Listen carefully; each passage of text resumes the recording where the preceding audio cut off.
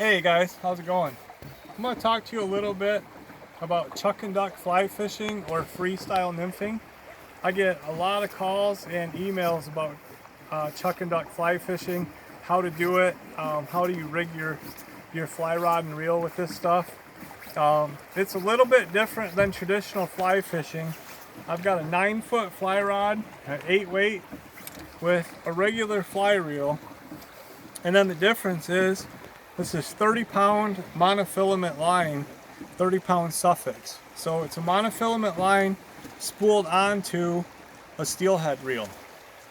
And then with that I have 20-pound Maxima, probably 7 foot of it, down to a barrel swivel, a clear plastic bead, a snap swivel, and a pencil weight. With that, I've got a 7-foot leader of 10-pound fluorocarbon, an egg pattern, and then my trailing fly is a black pheasant tail nymph.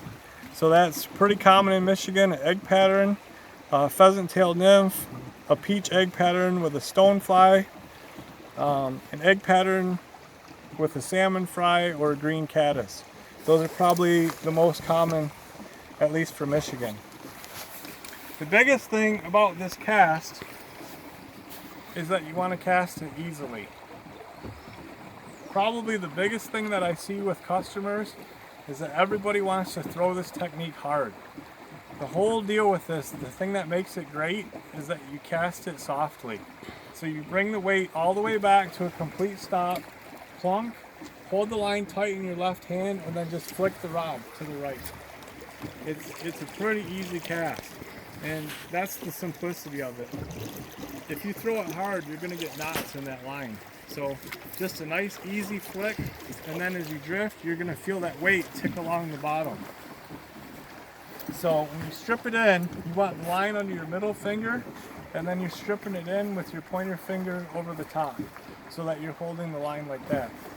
You have the weight about 6 feet from the rod tip, the line in your left hand, the rod in your right, all the way back, plunk, and then toss it easily.